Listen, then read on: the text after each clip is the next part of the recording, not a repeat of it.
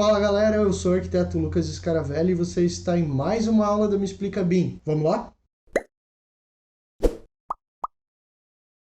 Agora falando um pouco do projeto básico. Então, qual que é o nosso input? O nosso input é o que veio do nosso anteprojeto. E aqui a gente está falando do projeto básico, certo? O que é o projeto básico? O projeto básico, ele é um projeto onde eu tenho que ter todas as informações necessárias para a execução da minha obra. Então é na fase do projeto básico que eu vou transformar os meus objetos que antes estavam de maneira genérica, imputados no modelo, eu vou transformar eles em elementos construtivos de verdade. Por exemplo, as minhas paredes, elas têm que ter todas as camadas construtivas. Então, se eu tivesse usando uma parede genérica branca, agora eu vou ter que ter qual é o tipo de alvenaria que eu vou utilizar, se é um bloco cerâmico, se é um bloco de concreto, qual é o tipo de pintura que eu vou usar, qual a especificação dessa pintura, quantos centímetros de reboco eu vou ter, em reboco interno, reboco externo. É nessa fase que eu preciso ter todos os meus elementos lançados, como por exemplo, vamos falar aqui então, vamos começar a desenhar, tá? Então eu vou começar com estruturas, tá? Então eu tenho que ter pilares, vigas, lajes, contenções, blocos, estacas e etc, tá? Para os sistemas, né? Então eu já tenho que ter as prumadas definidas, eu tenho que ter já o lançamento de quadros, né? Isso na verdade eu já tenho que ter no anteprojeto, tá? Eu já tenho que ter as distribuições. Então entendam que tudo que é espaço, tudo que ocupa espaço já tem que estar definido já no anteprojeto. Então agora nessa fase eu tenho que basicamente trabalhar a ligação entre os elementos, né? Então vamos pegar um exemplo de uma instalação hidrossanitária. Vamos pegar um banheiro, certo? Eu tenho lá o vaso sanitário, chuveiro e pia. A minha prumada, ela já tem que vir definida do anteprojeto. A minha prumada vai estar atrás do chuveiro, por exemplo. Mas os elementos de ligação, as tubulações de ligação que vão vir da pia até a prumada, que vai sair do vaso sanitário até a prumada, elas vão ser modeladas nessa fase. E é nessa fase que eu vou encontrar as interferências de projeto de maneira média e mini e micro. Então, no projeto básico, eu vou fazer todo o meu ciclo de compatibilização mais esmiuçada, tá? A gente sempre faz aqui no escritório dois tipos de compatibilização. Uma que a gente chama de assistida e uma automatizada, tá? Então, qual que é a diferença entre a compatibilização assistida e automatizada?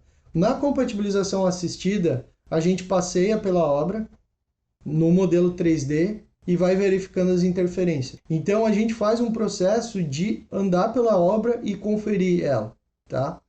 Depois, na automatizada, a gente roda os Clash Detections. Por quê? Fazer essa compatibilização assistida primeiro, ela reduz drasticamente a quantidade de clashes que a gente vai encontrar. Por quê? Boa parte dos clashes não acontecem somente porque estão dois elementos ocupando o mesmo espaço, mas eles acontecem por más decisões de projeto. E por que eu tenho uma má decisão de projeto? Ou por uma inexperiência, ou por um equívoco, ou por um desconhecimento da causa, ou por não entender todo ou não entender o impacto que aquela decisão de projeto vá desencadear a partir do momento que aquele meu fizer parte de um todo. Então, na compatibilização assistida, a gente pode chegar a decisões de, por exemplo, mudar todo um ramal de hidrante ou mudar todo um caminhamento de tubulações de ar-condicionado. Por quê? No Clash Detection, eu veria clash por clash, certo? Então eu veria um clash aqui, outro ali, outro ali.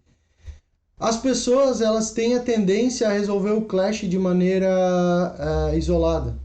Então ela resolve um clash, depois ela resolve o outro, depois ela resolve o outro, depois ela resolve o outro. Só que se ela fizer isso aqui primeiro, ela não vai chegar nem a ter esses clashes, entendeu? Então a gente tem que entender que a nossa demanda de projetos ela aumentou demais. A gente, por mais que as equipes sejam grandes, as equipes de projetos sejam grandes, mas até que essas pessoas elas tenham a experiência necessária para a tomada de decisão, para que essa tomada de decisão ela seja cada vez menos impactante na parte de compatibilização, isso toma tempo. E a gente ainda está numa fase de transição onde os profissionais com uma vasta experiência, eles não necessariamente se adaptaram à metodologia BIM, tá? E os que se adaptaram, que têm um traquejo melhor com o uso de software, com isso, eles não têm a experiência necessária. Então, tem uma engrenagem que não azeitou muito bem ainda, sabe? Então tem uma chave Phillips querendo apertar um parafuso de fenda, basicamente. Então os dois funcionam, porém o negócio ainda não azeitou. E aí com isso, agora abrindo um parênteses aqui, se eu sou um profissional inexperiente, como é que eu consigo melhorar os meus projetos e eu consigo atender a demanda e tudo mais? Eu posso automatizar os meus processos, eu posso ter rotinas, posso usar o design generativo para isso, mas o mais importante é estar no canteiro de obra, tá? Então, as decisões de projeto, elas refletem muito no canteiro de obra. E a gente vem de uma cultura em que, a partir do momento que o projeto ele é impresso e ele vai para a obra, a ponte entre projetista e executor de obra ela se encerra. Então eu imprimi o projeto, o problema não é mais meu. E aí o projeto ele não sai redondo, e aí quando ele chega na mão da execução, se a execução não devolver a bola para o projetista nunca vai saber que está fazendo errado, entendeu? E aí você está fazendo errado em CAD, está fazendo errado à mão, não significa que você vai fazer certo em BIM.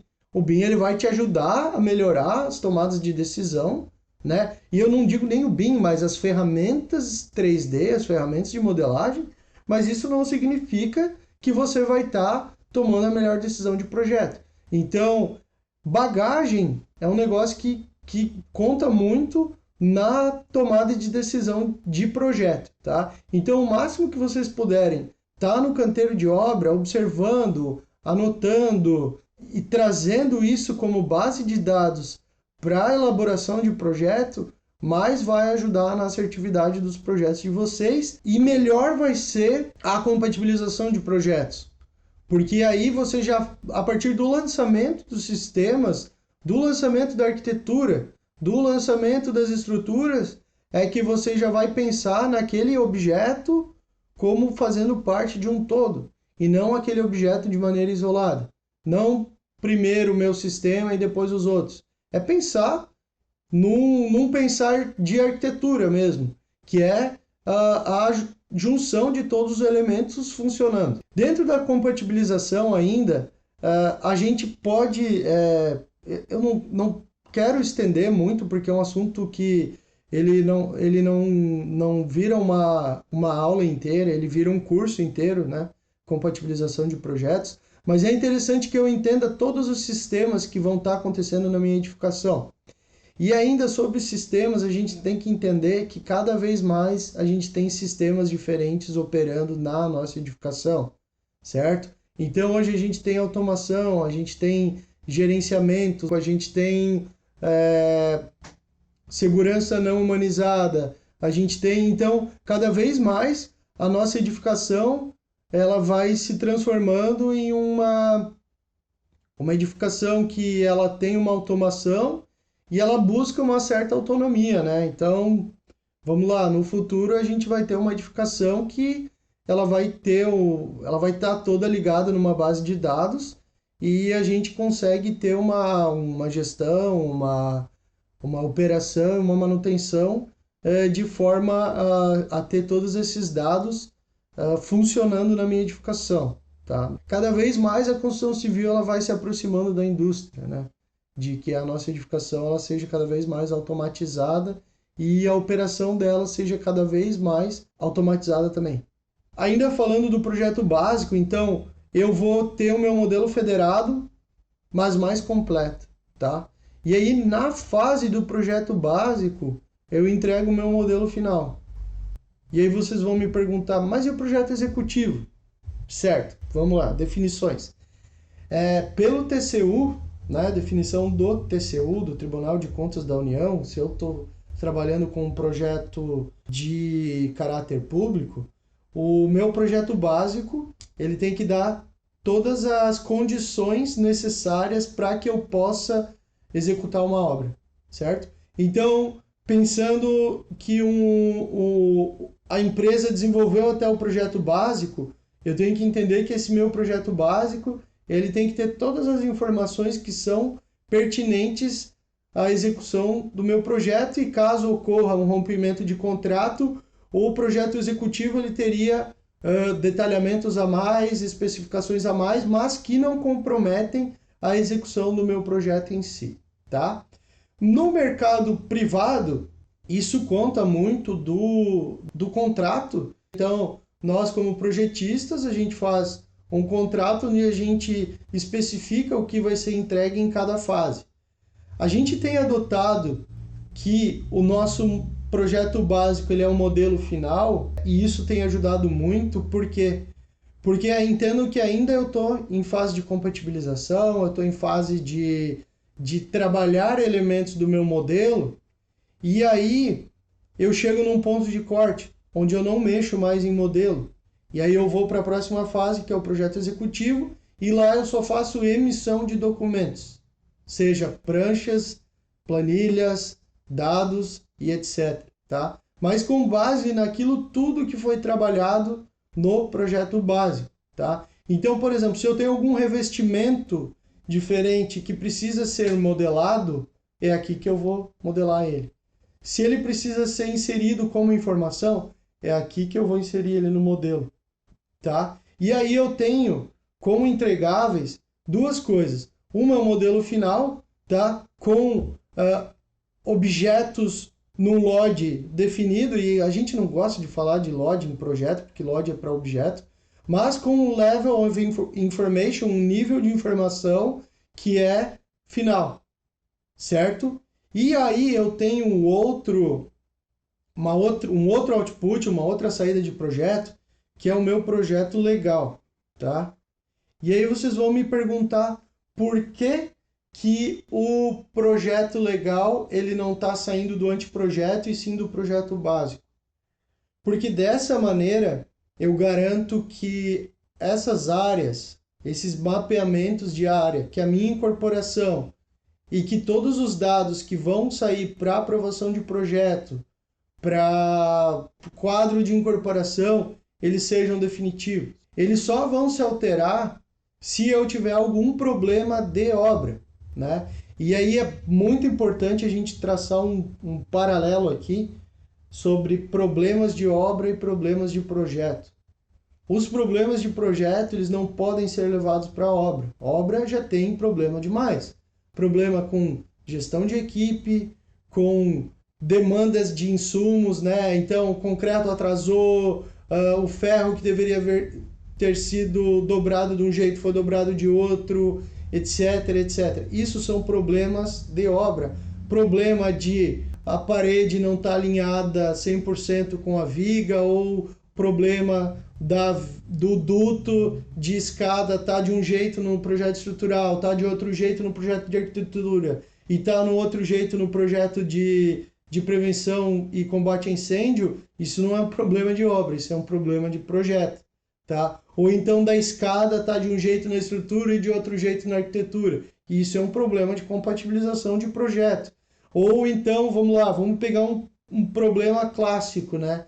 Da interface entre lajes, impermeabilização e floreiras. Isso é problema de projeto. Obra tem que executar, tem que receber a solução pronta. Tá? Então, tudo isso, o que é pertinente ao modelo e a dados, a gente trabalha no projeto básico. Tá? Então, modelo final, dados finais, vamos chamar de PSQ final. O que seria PSQ? Planilha de serviços e quantidades. Dá para chamar de QTO também, né? Que é como a gente chama em BIM, geralmente, tá? Mas então todos os meus quantitativos de material, quantitativos de objetos, ele tem que sair redondo na fase de projeto básico, tá? Então tudo aquilo que eu precisar inserir, imputar no modelo, eu tenho que trabalhar aqui. Então a gente falou que a nossa fase de anteprojeto ela é exaustiva porque eu estou definindo as soluções de arquitetura, as soluções estéticas, as soluções estruturais, e aqui eu estou definindo os objetos de maneira final, né? A parede. Se eu tenho uma pintura, vamos lá, vamos falar do arremate de cerâmica com o negativo do forro, certo? Isso é um negócio que eu preciso definir no projeto básico, não no anteprojeto, tá? Porque isso não vai fazer diferença nenhuma no anteprojeto. O que vai fazer diferença no anteprojeto? A altura do forro. Agora o arremate entre o negativo. Qual que é o negativo que eu vou usar? Se a minha cerâmica ela vai até o teto, até a laje, se ela vai parar na altura do forro. Isso é uma decisão que eu vou tomar na fase de projeto básico e tenho que alimentar isso no modelo. Por quê? Porque isso vai influenciar nos meus quantitativos. Se não influencia nos quantitativos, eu posso até resolver com um detalhe. Tá? Então a gente sempre fala que quando a gente chega na escala 1/20, 1/10, de 95% a 100% dos objetos a gente não modela. Isso na arquitetura. Tá? Se a gente está falando de projetos mecânicos, como estruturas metálicas, aí quem já recebeu, quem gosta de modelo 3D e já recebeu uma estrutura metálica bem modelada, sabe que o pessoal da engenharia mecânica modela até as voltinhas do parafuso, né? O que é muito legal, porque a gente consegue compatibilizar tudo, né? A gente consegue ver o resultado estético de maneira final. Mas aqui, a gente precisa definir na escala 1/20, 1/10, né? Ou seja, preciso modelar o buraco da fechadura da porta? Não necessariamente. Preciso modelar o parafuso de fixação do meu guarda-corpo na minha pingadeira e também na minha viga? Não necessariamente. Isso eu consigo resolver com um detalhe 2D, tá? E aí, quando que vem essas informações de detalhe 2D e prancha e tudo mais? Então, na minha fase de projeto executivo. E qual que é o meu input do meu projeto executivo? É o meu projeto básico. Então, galera, obrigado por mais essa aula e não se esqueçam de deixar as dúvidas de vocês aqui embaixo nos comentários. Não se esqueçam de dar um like no vídeo, se inscrever no nosso canal e também ativar as notificações, tá bom? Dessa maneira vocês ficam sabendo das nossas próximas aulas e também das novidades do que vem por aí. E se você não sabe como começar o seu projeto de obras verticais, segue a gente lá no Instagram. Lá a gente tem um link para download do nosso template de obras verticais. Valeu, até mais!